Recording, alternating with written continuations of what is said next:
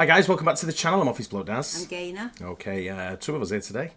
If Patreon's your thing, check out the link in the description below. Absolutely loads of stuff on there, including full watch-alongs, thing like Modern Family, get mixed up. Yeah. Modern Family, Wrong channel. Always Sunny in Philadelphia, Seinfeld, Family. F is for Family, The Quarterback, The Receiver, loads of stuff on there. Anyway, head over there and have a look. Welcome to Wrexham is another big one we do. Anyway, head over there if that's for you. A bit of Explore with us, one of our favourite channels.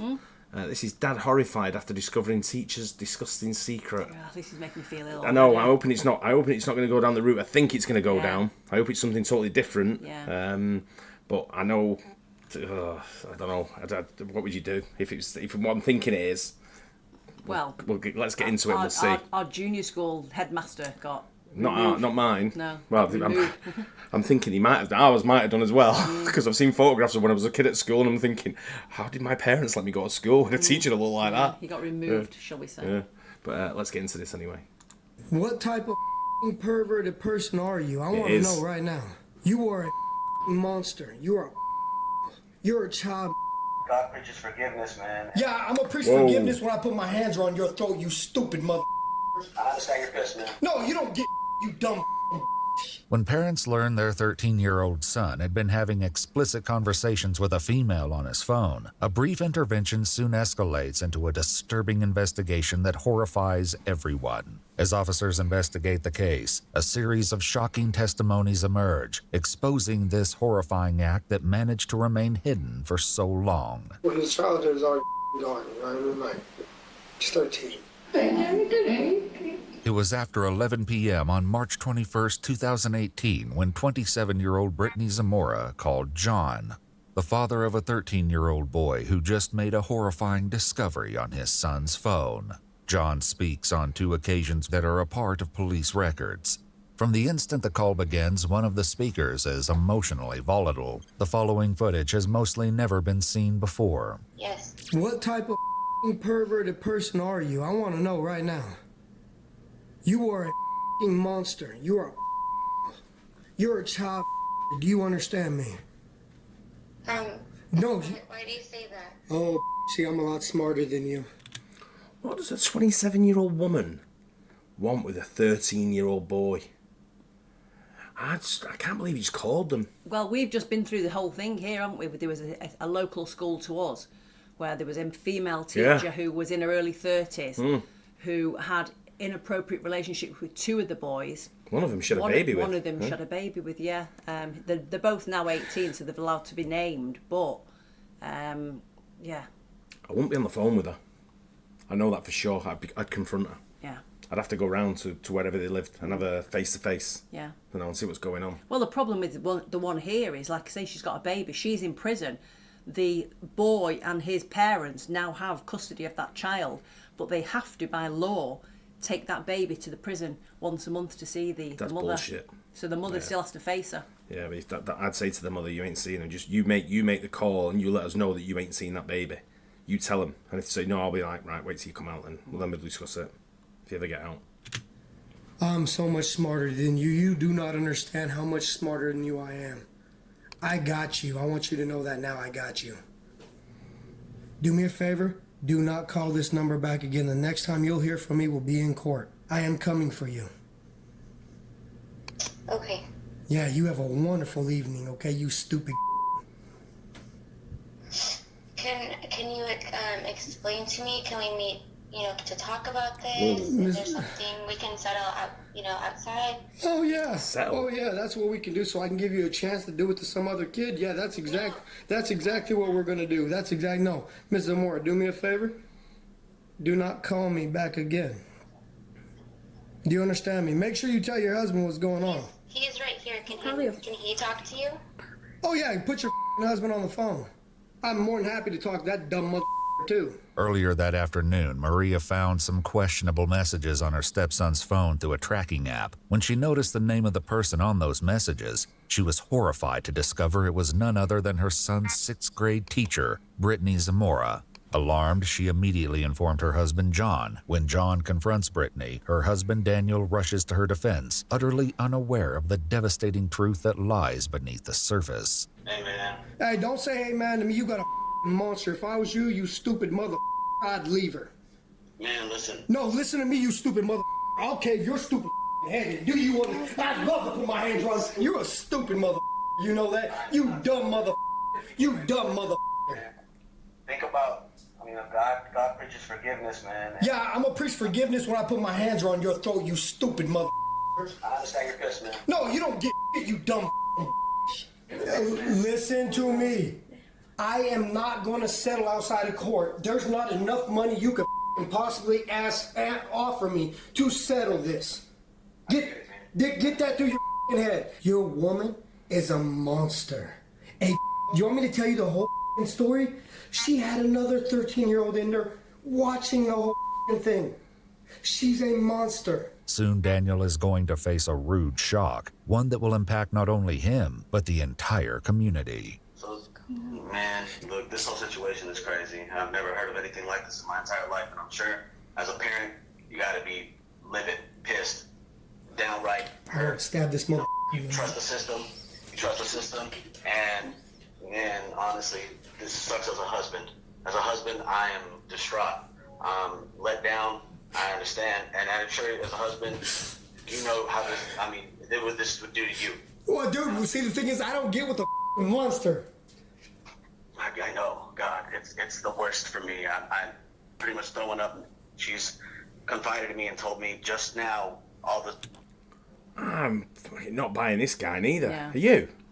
Do you know what? He seems calm, and he's saying now she's just confided and told me the truth now. He's on the phone. Right, so what you've got to understand is he's known he knew she's done something wrong, but he's obviously doesn't know. All he knows is what she's told him. So he's like saying, I understand you're pissed. Probably I've sent him some messages flirting and stuff like that, but it's obviously a lot deeper than that, and he doesn't know that yet. That's what I'm guessing. I wonder if this guy's involved in it some way. You don't know, do you? truth, and it's man, I'm shaking. I mean, well, explain to me what she's told you. Exactly. as a man, I can't really. No, I want to know. You said she confided in you. Let me know what she told you so I can tell you she told you everything. Let me know if she told you everything. Right. Grab some nuts and talk to me like a man. What the did she tell you she did to a 13-year-old boy? It's, to be honest, it's more of just the messaging. And oh, so she didn't tell you everything then. Oh, man. I mean, I'm hearing it from you, sir. I'm hearing it from you. Well, you ain't going to hear else from me. Not a thing. Despite the horrid details that John reveals to Daniel, he comes up with a proposition that only escalates matters. So what I'm asking you is if you could possibly, Brittany has been a great teacher for a long time. 5 years, she's done so much for so many students and raised so many people's lives from the ghetto. She's been to, parents' homes to talk to students. She's really done the tutoring program. She's done so much, and she made a huge mistake. The biggest mistake of anybody could ever make in the whole entire world. But she got invested in a very, very, very bright, smart, and great student, honestly, and a great person. And probably comes from y'all, honestly. And I get it, man. You probably don't even want to hear my voice, and I wouldn't want to hear my voice either. I'd like to hear your voice when I got my hands around your throat. Your wife decided to be a monster and prey on a child. She scarred my son mentally. Do you understand what a 13-year-old boy did? Do you get that at all? What Daniel Zamora does not know yet is that earlier that afternoon, the boy confessed to his parents that not only had he and his teacher been exchanging explicit text messages, but Brittany had been sexually assaulting him on more than one occasion. However, this appalling information still doesn't reveal the full extent of this devastating ordeal. My guess, at an early stage in this, he's involved. You think so? Yeah. I think it's some kind of playing out some kind of fantasy. Right. Yeah, is what. Sometimes when you read about things like this, it usually, not usually, but sometimes it's some kind of play on things that they're involved in. And I'm wondering how many children prior to this. Yeah, I don't think this guy's the only one. Yeah. What would you say happened? So I know, as a husband, man, I want to know this. Bro, let me just tell you something. I'm not going to go any further because I need to make sure that you guys understand one thing, is that the lawyers will tell you everything that happened. But I'm trying to warn you, my man. What I'm trying to warn you, my man, is you don't get yourself involved, brother. Don't do that. And that's not what a real man would do. Well, then look, I'm just going to tell you right now. This is the last thing I'm going to tell you before I hang up on you. Don't waste your time calling me back right now. But what I am going to tell you is, stay by her, bro. Do that. Your mom, your dad, her mom, her dad, everybody's going to know what this sick did. Everybody. You have a wonderful evening. Don't call this phone back. Have a good one. The following morning, an officer arrives at 6:30 a.m. at the family's home to collect the boy's cell phone and assess the situation. Our detectives have asked for is it a tablet? No, it's the cell phone, sir. Whatever the cell phone is, that we can seize that at this point because they need the evidence. Are you okay with that? I don't know about you, but I don't trust the police. No, not over here anyway. Not the police over here. Yeah. I definitely wouldn't trust them handing over whatever evidence I've got on that phone. The only evidence. The only evidence there. Yeah. I'd be like, I'm taking a full copy of it first, and then I'll give you the phone. Yeah. I'll bring it into the police station when I'm ready. I think over here as well, if there is something, you can go back to the phone company and they can give you all the records. Yeah, I think you can. I think you can do that globally. Yeah. I don't think it's just over here. But I still wouldn't be happy handing over that one piece of evidence. Yeah. With someone who's coming at 6:30 in the morning, I'd be like, seems a little bit strange time to come, very early. Yeah. And I'd say I'd bring it down to the police station. Yeah. I'll meet you there. If you were going to her house at 6:30 in the morning. I get that. Why there? Yeah. Season it. I don't like the idea, but I told the principal. The only problem is I told the principal he's expecting me to show him all this too. The criminal investigations obviously will be shared because he's the one that reported this to us. Yeah. So it'll all be shared with the principal. Before speaking with Brittany, John notified the school principal about the deeply disturbing secrets his son revealed. The principal immediately called police and put Brittany on administrative leave pending an investigation. But this is only the beginning. Police and the parents are yet to discover even more outraging information about this incident. It specifically happened at the school? Yes, in the classroom. Okay. There was nobody else around? I believe there might have been another boy, but I'm not 100% sure. Okay. But not doing it with her, just like a lookout. Okay. But I'm not 100% sure yet. How many times did this happen? I think it happened 3 times. Okay. Well, the problem is he's barely coming out with all the truth. You see what I'm saying? No, I know. Yeah.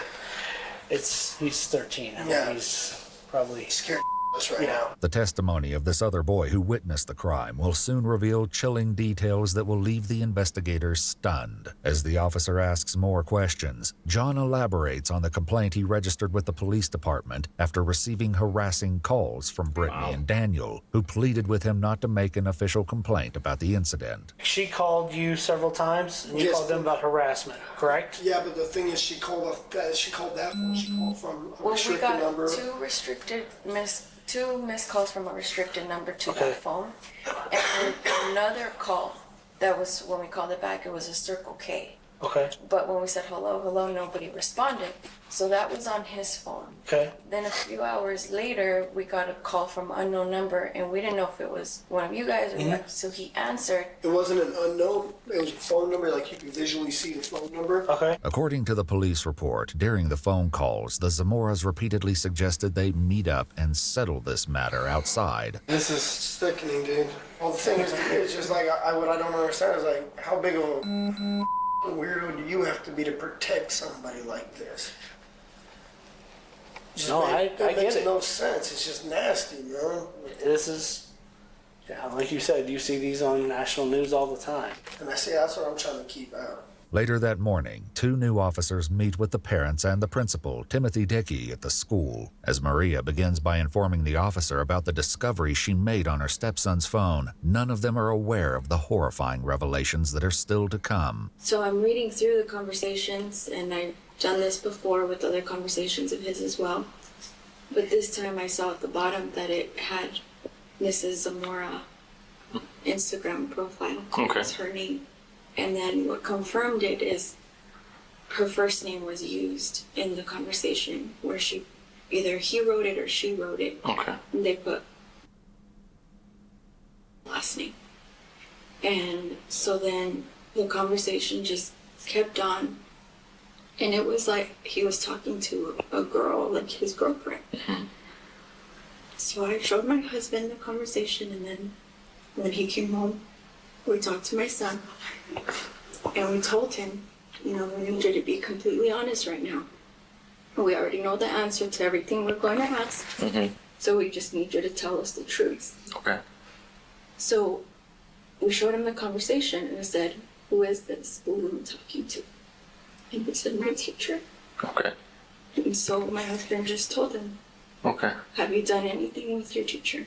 And he said, yes. He said yes. On confrontation, the boy revealed further disturbing details to his stepmother. He told us that when he asked for permission to stay after school to help with the talent show, to set up and make posters, he's doing good. It's the best he's ever done in school, so we are letting him do other things, like participate in sports. And so when he asked to stay after and help, we didn't see an issue with it. Right. He even brought home a permission slip to sign and everything.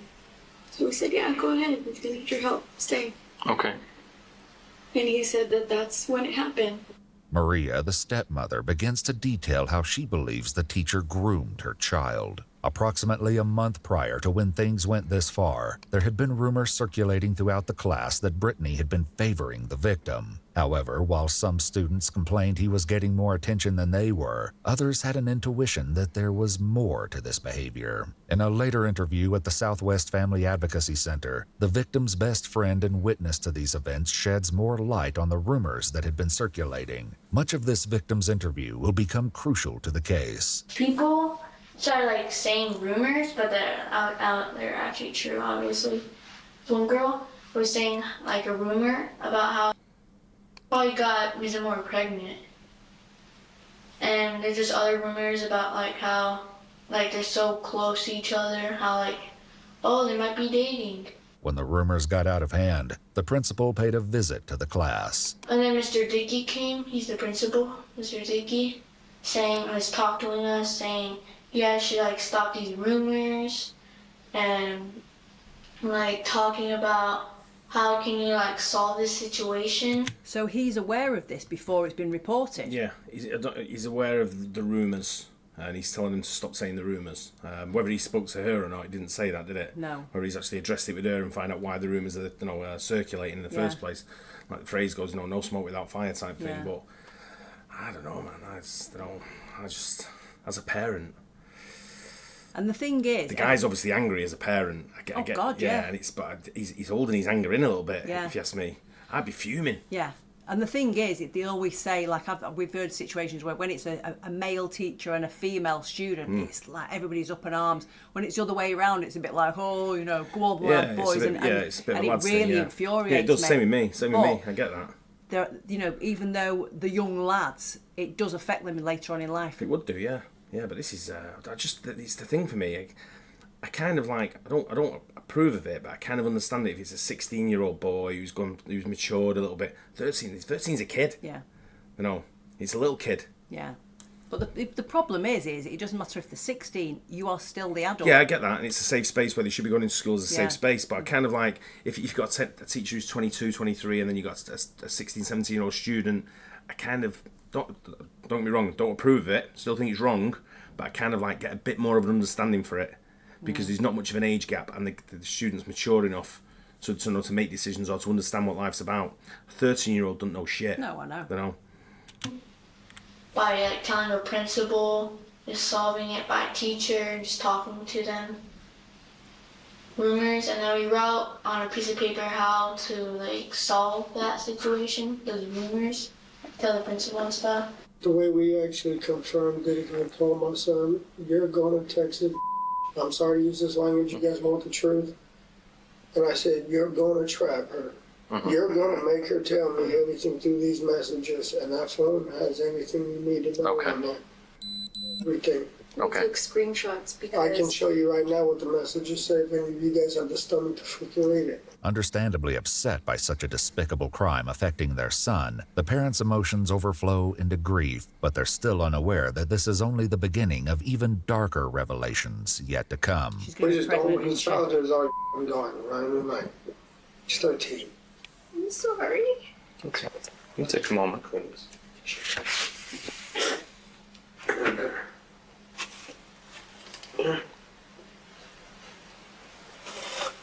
When When Brittany heard about the interviews the principal conducted, she reportedly came into his office frantic and crying, telling the principal that the only things she cared about were her husband and her career. While Principal Dickey asked the victim to stop spending recess time with Brittany, he tried to look for more evidence at school. Is there any documented history between Brittany and the student? No. The following day, after the completion of this interview, Principal Dickey called the officers again to report that the substitute teacher appointed for Brittany's class had discovered some notes in a cupboard that Brittany and the victim had written to each other. With more distressing details revealed in these notes, police execute a search warrant issued on Brittany's house and vehicle. During this search, Daniel once again tries to defend his wife. You guys have no kids, right? No, sir. I wish now. Now I really do. Why do you wish you had kids now? No. Also, I can have, stuff. I don't know all of what's going to happen right here, so. What a strange thing to say. I'm wondering now whether they can't have children and he's planned this for her to... I'm not sure. Would you go that far with a 13-year-old kid? Let's have a little more pieces of her. Pretty much been an awesome teacher for a long time. One teacher every year. Really? Straight A student, all through high school, college, her bachelor's degree, and her master's. When did she earn that teacher of the year? 2 years ago, I believe, at Littleton Elementary. She's impressive. She's been doing so many good things for so long. For the students in the school, she's been really invested. And I think probably attributed to some of this. She's really been invested all in her career.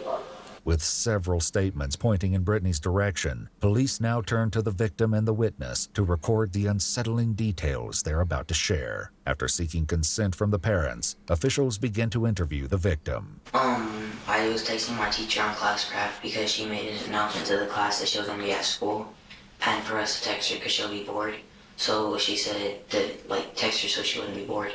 And I said, "Hi, Miss Mora," and then she texted back, "Hi," and then we just started texting. I can't remember all we texted, but then she was like, "Would it be weird if I sent you a winky face?" I was like, "No, it's just a winky face, LOL." And then we kept texting, and I don't remember all we texted, but I was in my room, and she said, "I was bored." She said, "I'm bored." I said, "LOL, I am too." And then she said, "Come over," and I said, "On my way," and put the card out JK. And then we were talking about a school dance, and she said, "Are you gonna come?" And I was like, "I don't think so, I might though." And she was like, "Oh, salty bae," and she called herself bae.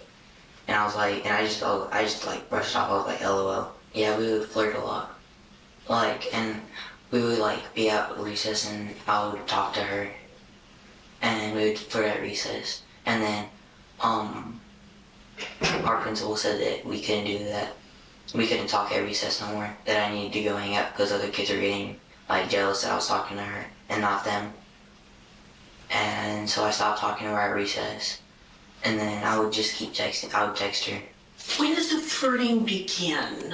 The first time she flirted with me was a time where she said, "Would it be weird if you send a winky face?" And she's like, "Come over, tell her school and everything." That's the first time she ever flirted with me. Do you remember if that happened before Christmas or after Christmas or something else? I just think it was before because she said that it would suck for Christmas break because she wouldn't be able to see me. So it was before, definitely. The victim continues to describe how things escalated from there when he snuck out from his grandparents' home to meet with Brittany one night, and it was far more disturbing than anyone ever predicted. Hey, it's Laura.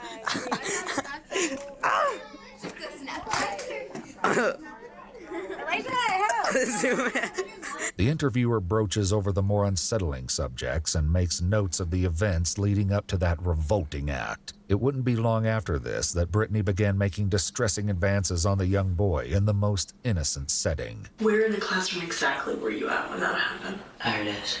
At her desk. Is there another time that something happened? Yeah, she's done that a couple times, but I can't remember every time. That was just the first time. Do they not have cameras in the classrooms? I thought all classrooms have cameras in. They have them in the hallway and in the classroom. God, if we had cameras in our classroom when I was at school, but everyone would be in jail. Yeah, I'm talking. That was years ago. I'm talking now. I'm sure now. if you go into a classroom, they have cameras. I've not been in a classroom for years, so I wouldn't know. Yeah, I don't know. As the 11-year-old witness begins his interview, it is tragically obvious that given his age, he does not understand everything that he has witnessed. I was one of the witnesses, or one of the people that saw Ms. Zamora and my friend. One night, I wasn't there though, told me that, because he was at his grandparents' house, and he snuck out like at 12 or 11, and he went in the car like 3 weeks ago or a month ago. Did you see them text her? Did you see with your own eyes them texting every day?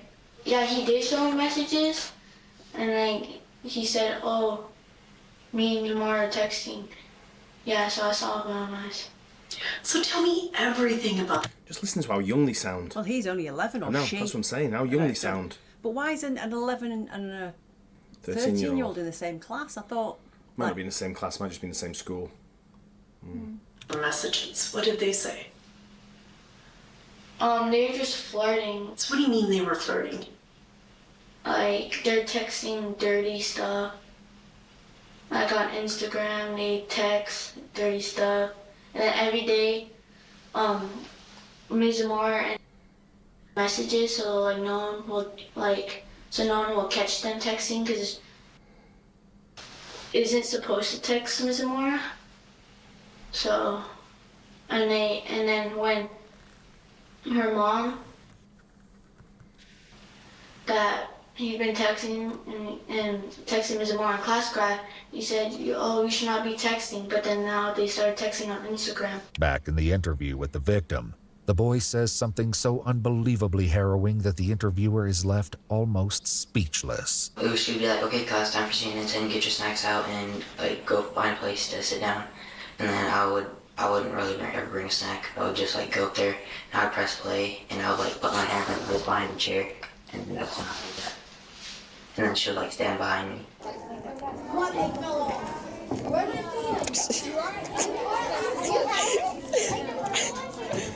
The witness elaborates further that Brittany often organized viewings of a daily news program for students called CNN 10 and the deplorable acts that really transpired during these sessions. When we're watching CNN 10, everyone watches CNN 10, and then she has a desk, and then this is a screen. Everyone looks that way.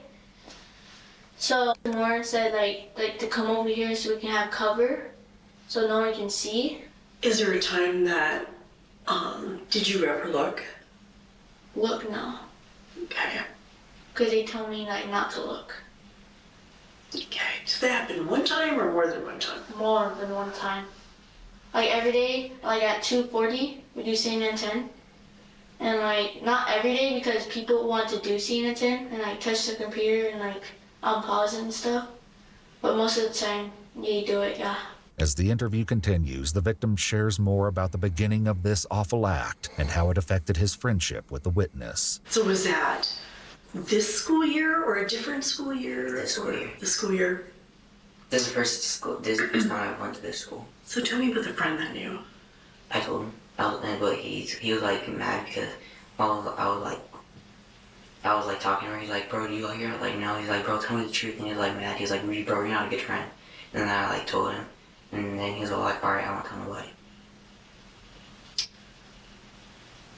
But when like that happened, like turn around, and then he said, and then when we were walking back to his house, he's like, "Bro, can I tell you something?" I was like, "Sure." He's like, "You promise not to get mad?" I was like, "Yeah." He's like, "I was watching." I was like, "Well, I wouldn't get mad. I just told you not to look." When this happened, where exactly were you at? In the corner. In the corner of? The room. Of your schoolroom? Mm-hmm. Or was it a different room? No, or? it was our classroom. It's your classroom. And where was everybody? They were all gone. In a revelation that distresses everyone, the victim discloses that Brittany had been using the witness as a lookout. Tell me what her dress looked like. I can't remember that time, but the second time I remember it was black. The second time? Was that the time in the car? Or do you mean? No, that was the first time was the time in the car. And then, like, actually, I'm sorry, I messed up. That was the third time. The first time was the time in the car, Then it was at the talent show, and the second one was the second day of the talent show. But these nauseating actions weren't only limited to school. Brittany often engaged in more abhorrent behavior outside. How did she send that to you? Like, what was the social media platform that? Instagram. Instagram. Is there a time that someone else saw one of those pictures? My friend, he's seen that one. And what friend? He's been my best friend since 3rd grade. What school does he go to? Legacy. Is that the same school you go to? No. Okay. I used to go to that school. Are you reading these what's at the top? Yeah. Some of it. But I don't remember. About anything? Oh yeah, I did. And what did you tell me everything? When she first came over to my grandparents' house, I told him that, and then I just told him when I flirted with her. Then you told him what? I'm sorry. I told him I would tell him about when I flirted with her, but that's it. You talked about several of them. Did you use anything else other than Instagram? Oh, well, I texted her one time off her number, and Snapchat. We used Snapchat. But we didn't really text off numbers a lot. Did she ever ask you for pictures? Or did you ever send her pictures? Yeah, I sent her pictures. The witness also volunteers some details which, sadly, reveal that he was also subjected to a similar incident where Brittany had shown him explicit images in her phone. Both the boys had also observed Brittany's concerns about anyone finding out about this arrangement. I told my friend, and then I told her that I told him. And then she said she was mad for a little bit, but then she got over it. So how do you know she was mad? Cause she's that's messed up. That's what she said, and she was mad at me, but I didn't really care. Ms. Zamora, found out that I knew, a lot about them. Ms. Zamora said, what about if we get caught? I can go to jail. And what about if, or tells anyone, we'll get in deep trouble. As the interviews come to a close, both the boys have poignant things to say, summarizing their feelings about the entire situation. My stomach just hurts. I don't feel good. I feel like I'm sick. It's weird how a 27-year-old can love a 13-year-old and do stuff. It's just crazy. You're not a good person. Makes me sad and mad. Mad because he's a bad influence, bad person. She deserves to be in jail. Makes me sad because she was my 6th grade teacher. On the same day, the parents were interviewed at the school, and John placed a one-party consent call to Brittany Zamora in the presence of 2 police officers. During this call, they don't know yet that Daniel is frantically texting her, leaving notes on what to say to the investigators. Some of these messages said, cry, seem helpless, be apologetic a ton, and don't admit to any relationship because we both know there isn't one and nothing happened. Just stupid fantasy that went too far. Brittany again asked to settle the matter outside of court. A short time after the incriminating call ended, Brittany Zamora left her home, was intercepted by police, and taken into custody. As I said before, this officer has a body cam on him as well, so the husband doesn't know what the extent is. I think he does. I think, from the... He's just telling them what to say to the police. Yeah, but it says... Just a fantasy. It's just a fantasy. Yeah, he's kind of telling her to make that out, make it sound like that. You think so? Yeah. Just to make you feel more comfortable, even though...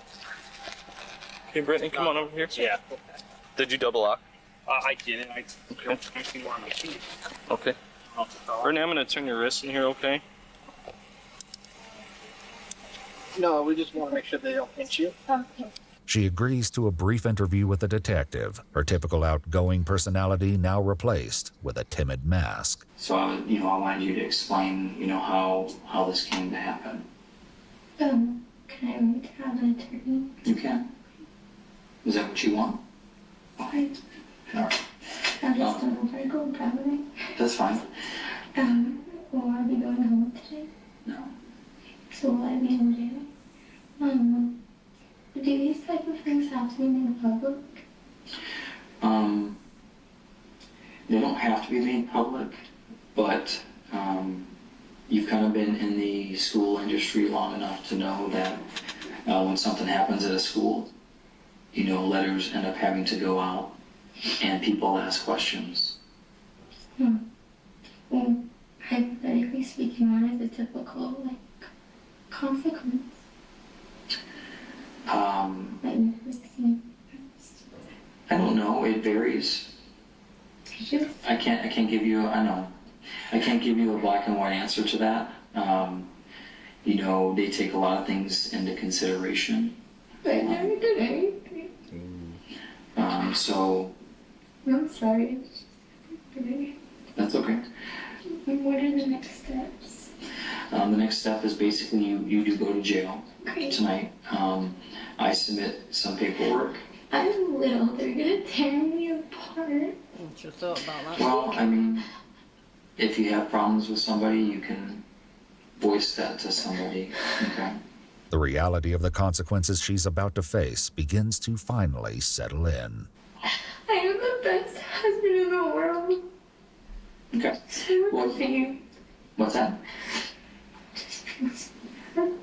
On July 12, 2019, Zamora entered a guilty plea to a Class 2 felony of sexual conduct with a minor, a Class 3 felony of attempted molestation of a child, and a Class 5 felony of public sexual indecency. She was sentenced to 20 years in the Department of Corrections in Arizona State Prison. She will be registered as a sex offender upon release and be on probation for the rest of her life. She also filed for divorce from Daniel while in jail.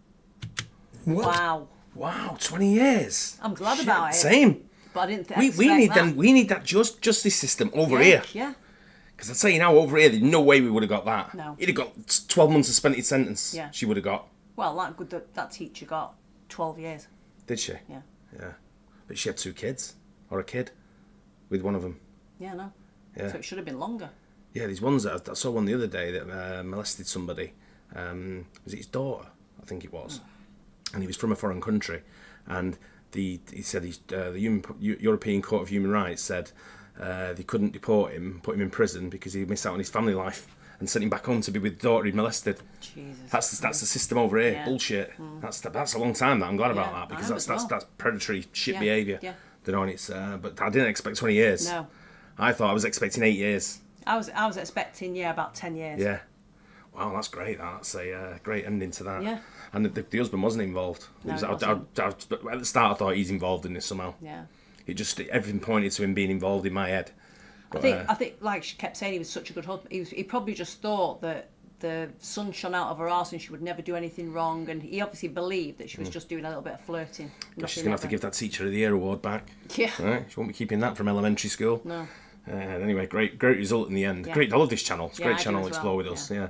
If you've not checked it out, he's got loads of stuff over there as well. He's got a few channels all with different content, and it really is good. Anyway, hope you guys enjoyed that. Don't forget to like and subscribe, and see you on the next one. Bye. Cheers.